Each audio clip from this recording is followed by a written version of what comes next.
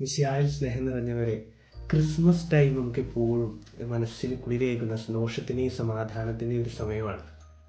Football ഇതിഹാസം, greatest of all time, ഫുട്ബോളിലെ got നമ്മുടെ മെസ്സി ഇന്ത്യ സന്ദർശിക്കുവാനായിട്ട് ആദ്യമായിട്ട് കൊൽക്കത്തയിലെ സോൾട്ട് ലേക്ക് സ്റ്റേഡിയത്തിലേക്ക് മെസ്സി തടിച്ചുകൂടിയ തൻ്റെ 10,000-കണക്കിന് ആരാധകരൊക്കെ ഒന്ന് അഭിവാദ്യം ചെയ്യുവാനായിട്ട് കയറി വന്നപ്പോൾ അവിടെ സംഭവിച്ചത് കുറച്ച് രാഷ്ട്രീയക്കാരും മീഡിയക്കാരും അല്ലെങ്കിൽ സെലിബ്രിറ്റീസൊക്കെ മെസ്സിയെ മറച്ചു വെച്ചുകൊണ്ട് അവരുടെ സെൽഫിഷായിട്ടുള്ള കുറച്ച് പെരുമാറ്റം കാരണം ആരാധകർക്കൊന്നും മെസ്സി ശരിക്കും കാണുവാനായിട്ട് സാധിച്ചില്ല. ആഹ്ലാദത്തിൻ്റെയും സന്തോഷത്തിൻ്റെയും ഒരു സമയം അവർക്ക് അസമാധാനത്തിൻ്റെ അല്ലെങ്കിൽ അശാന്തിയുടെ സമയമായിട്ട് മാറി. കാരണം മെസ്സി പോയതിന് ശേഷം അവർ സ്റ്റേഡിയം തല്ലിപ്പൊളിക്കുന്നു. ഇത്രയും ടിക്കറ്റൊക്കെ കാശൊക്കെ കൊടുത്ത് വലിയൊരു ഇതിഹാസത്തെ കാണുവാനായിട്ട് സാധിക്കാത്തതിൻ്റെ ഒരു രോക്ഷത്തിൽ അവർ സ്റ്റേഡിയം തല്ലിപ്പൊളിക്കുന്നു, കസേരകൾ വലിച്ചെറിയുന്നു. സ്നേഹമുള്ളവരെ, കുറച്ച് പേരുടെ സാന്നിധ്യം അവിടെ അശാന്തി പരത്തുകയായിരുന്നു ചെയ്തത്.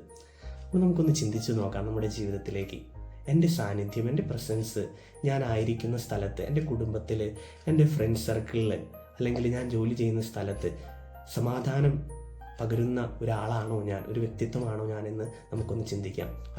അല്ലെങ്കിൽ അതിന് വിപരീതമാണെങ്കിൽ, അശാന്തി പരത്തുന്ന, അല്ലെങ്കിൽ എൻ്റെ സാന്നിധ്യം ഒരു ബാഡ് എക്സ്പീരിയൻസ് ആണ് മറ്റുള്ളവർക്ക് കൊടുക്കുന്നതെങ്കിൽ അതൊന്ന് ഞാൻ മാറ്റി ചിന്തിക്കേണ്ടതില്ലേ, പ്രവർത്തിക്കേണ്ടതില്ലേ എന്ന് നമുക്കൊന്ന് ചിന്തിച്ച് നോക്കാം.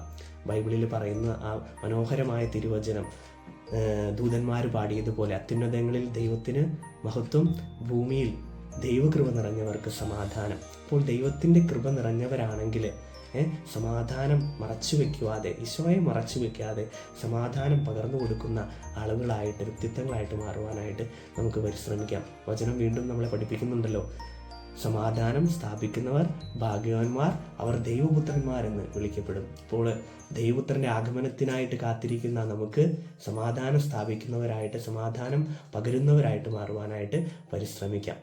എല്ലാവർക്കും സമാധാനം ആശംസിക്കുന്നു. Happy Christmas and happy new year. Thank you.